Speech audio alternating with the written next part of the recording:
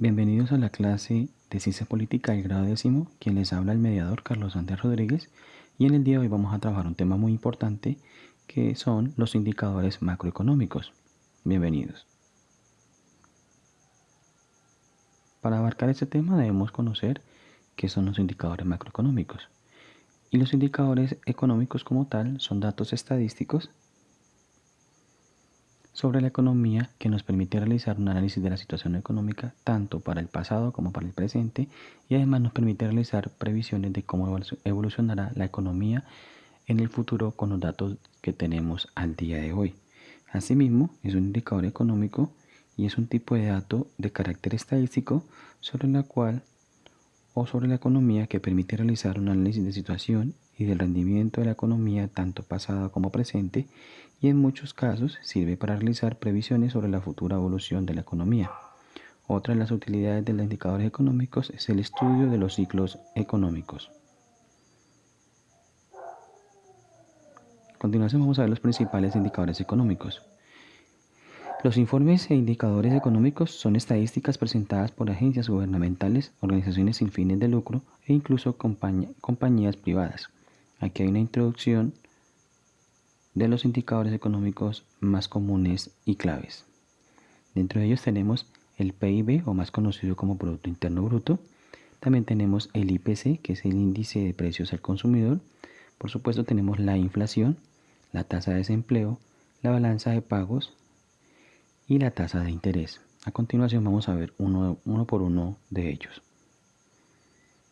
Iniciemos por saber qué es el Producto Interno Bruto. El Producto Interno Bruto intenta reflejar la cantidad de bienes y servicios que se producen en un país durante un determinado periodo de tiempo. Es decir, el Producto Interno Bruto intenta valorar el valor de los bienes y servicios producidos en un país, es decir, que es la cantidad de productos, bienes y servicios que se ofertan o se producen en determinado país.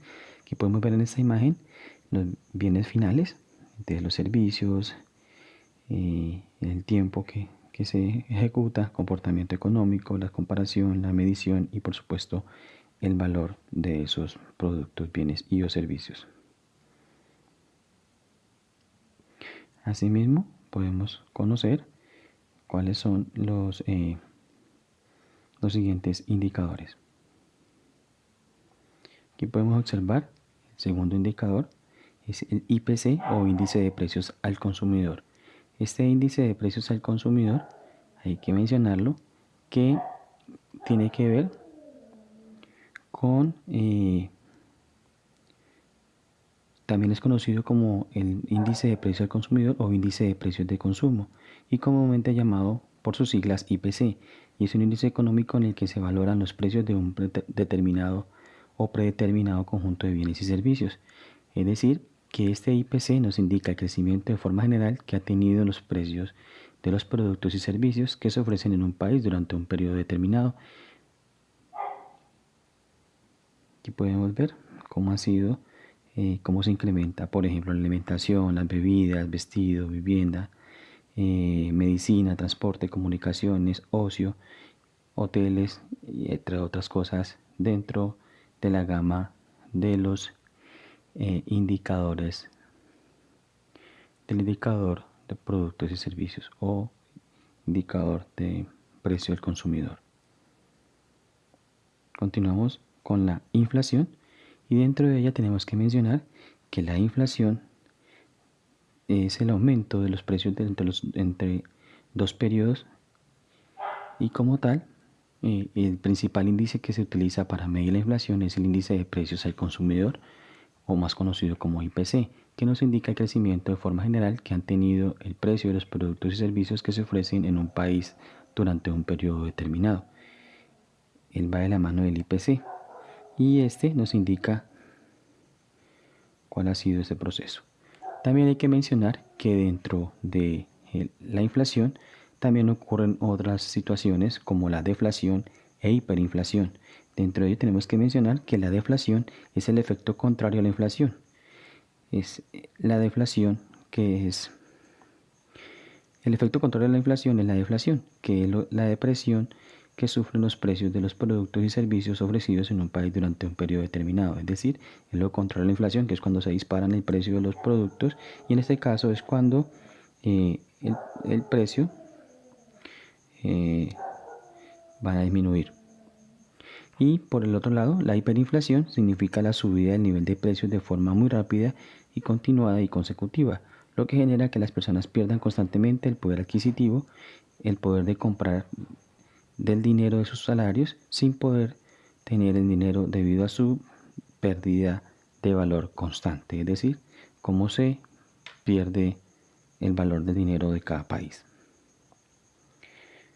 Por otro lado, tenemos que mencionar que la inflación, para aclararles, que la inflación es la capacidad de poder adquisitivo que tenemos los individuos, las personas, para poder adquirir productos, bienes y o servicios. Continuando, también tenemos dentro de esa inflación, tenemos las tasas de desempleo. Dentro de esa tasa de desempleo hay que mencionar que es el porcentaje de la división entre la población que se encuentra en la búsqueda de un trabajo remunerado y no obtiene y que no lo tiene, y la población que se encuentra en edad de trabajar y está dispuesto a ello, es decir, las personas que están en busca de trabajo y no lo tienen y aquellas que están en edad de trabajar. Aquí podemos ver, digamos, cómo fluctúa este tipo de tasas de empleo dependiendo de la cantidad de años.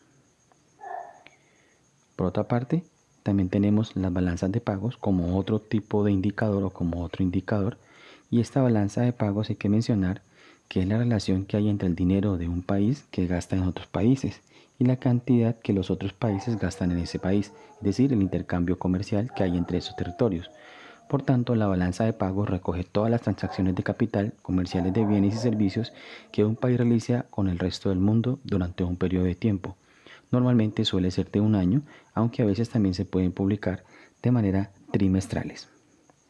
Es decir, ahí se tiene que tener en cuenta la balanza de exportaciones e importaciones, es decir, cuánto dinero genera un país en las exportaciones y cuánto dinero sale de su territorio a raíz de las importaciones que éste realiza de productos, bienes y servicios desde otros países del mundo. Asimismo, tenemos que tener en cuenta las tasas de interés. Dentro de este proceso, las tasas de interés juegan un papel muy importante desde el ambiente del aspecto macroeconómico. Y esas tasas de interés es el monto que el deudor deberá pagar a quien le presta por el uso de ese capital, es decir, por la plata que nos hacen préstamos las entidades bancarias. Dicho de otra forma, es el precio que pagamos porque nos presten dinero. Este indicador mide las variaciones de los precios de las divisas en los mercados internacionales. También tiene que ver con el dinero, el valor del dinero en nuestro país y cómo se consigue nuestro dinero en el exterior y cómo está posicionado con respecto a otra moneda.